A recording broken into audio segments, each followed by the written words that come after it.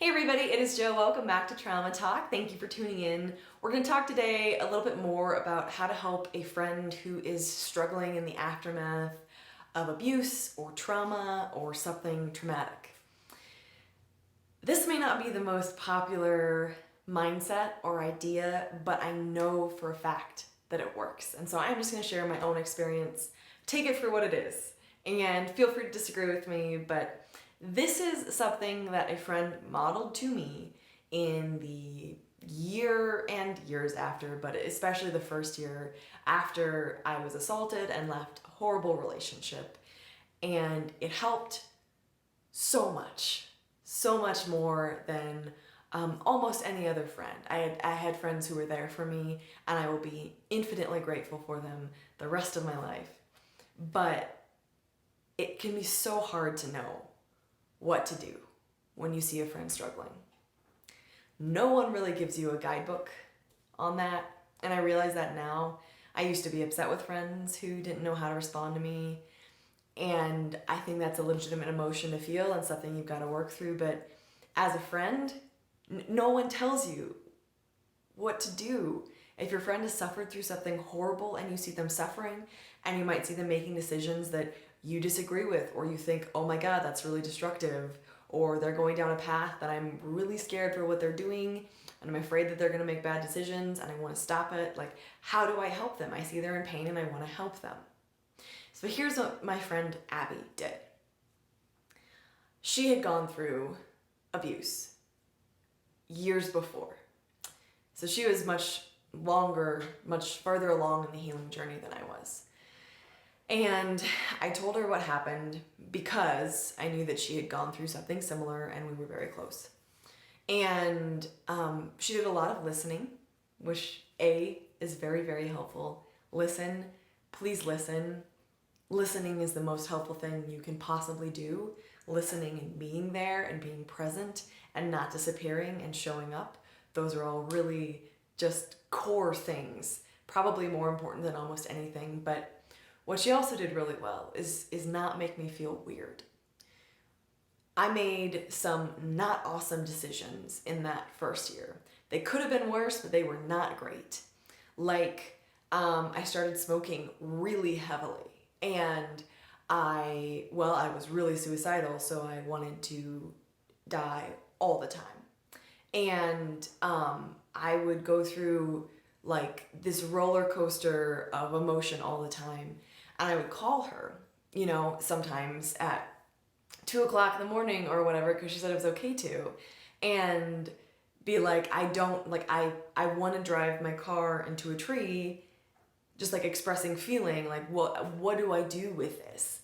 And her response was not like, don't do that, that's a bad idea, you shouldn't feel that way. Her response was, I get it, like I totally understand. It's okay to feel that way. Just not making me feel weird about it.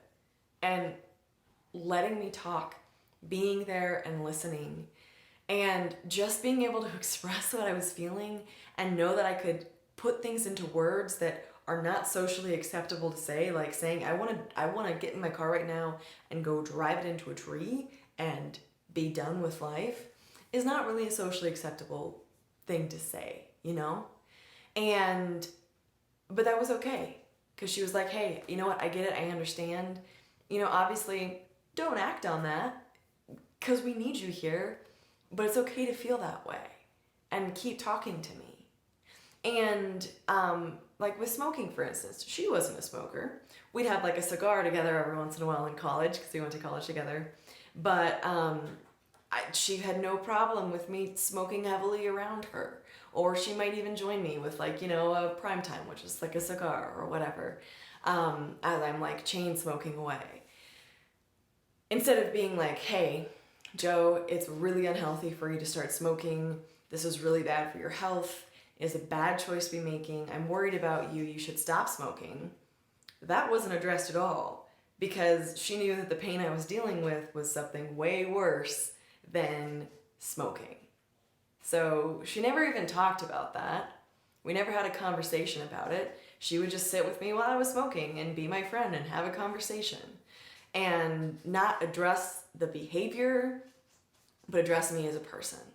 And if she ever did see me going down a really destructive path, like, I can't even think of a really good example right now, but like if I was taking actions towards doing something that would severely impact my life or really hurt me, she would speak up and say something, but not in a like correcting me way or not in a reprimanding me way, but like in a, hey, I think I know what's really going on here.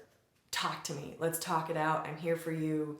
What you're going through is not, you're not weird for feeling it. You're not alone in feeling it. I'm here. Let's just talk about it, Being there for your friend is the most important thing you can do. And a good analogy that she and I were actually talking about the other night, because we have conversations about this stuff all the time because we're both really involved in advocacy now, is kind of jumping off a cliff. Like when you see your friend like walking towards a cliff, jump with them. But maybe bring a rope, so you guys can both get back up. And so she would jump with me instead of being like, don't think these terrible things. Like, don't say that you want to kill yourself. Don't whatever. She wouldn't say don't anything. She would just be there with me. I can't emphasize enough how important that was and how healing that was for me. To just be able to be myself and know that there wasn't anything that I couldn't say, because it wasn't like I was saying I am going to go kill myself right now. I was just saying I feel this way. And oftentimes after abuse, neglect, assault, trauma, combat, whatever it is, people make unhealthy choices in dealing with that. And oftentimes need professional help. And if you see your friend doing things that are really, really unhealthy, like, engaging in really hard drugs or just doing things that are very, very dangerous, absolutely do talk to them about it. Bring it up. Be concerned for your friend's safety. But I would also, as much as you are able to, and use your own compass for this, be there for them. Still be there with them. Offer to get them help. If you are not equipped to handle those conversations, either find training or direct them to someone who is, and let them know that you are still their friend, but that maybe, you can't handle this or that, and that it's not because they're weird or anything like that, but you just don't know what to do with it. And just be there. I think that's the most important thing I can stress. Don't see them down in this hole of darkness and be like, wow, it really must suck down there. Climb in with them. Sit next to them. If they're sobbing, don't tell them, to stop crying, it'll be okay. Just sit there and hold them. Cry with them, whatever it is. Or distract them if that's what they need. I think there are a lot of ways to be there for a friend. I think every friendship is different. But it's really important not to make your friends feel like they're weird, not to ask questions about the situation itself, like, why were you there, or why did you do that, or why didn't you leave? Any kind of question that would suggest blame, those are never helpful. Your friend will tell you what they want you to know about whatever happened, and the most important thing you can do is listen and be present and don't disappear. If you have any questions about any of this, please let me know. This is a conversation I love having with people because having support after trauma is the difference between making it or not sometimes mentally. Having that support, knowing that some person is there, even if it's just one person, is night and day. And again, use your judgment if something is too heavy, if you don't know how to deal with something. Find help for yourself. Take care of yourself in these situations too. That is really important because you can't be there for a friend if you are not equipped. So do what you need to do to take care of yourself, but please be there for your friend as much as you can as well because they need you. I am Jo Beckwith and this is Trauma Talk. I speak on this channel every other day about topics on life after trauma. So do not leave before you hit subscribe so you can hear more videos in the future. I would love your feedback, what you think on this topic, and if you've ever had a friend who has gone through trauma and how you were able to help them and respond to them. Thank you guys so much. I look forward to seeing you in the next video the day after tomorrow, and please take care of yourselves until then.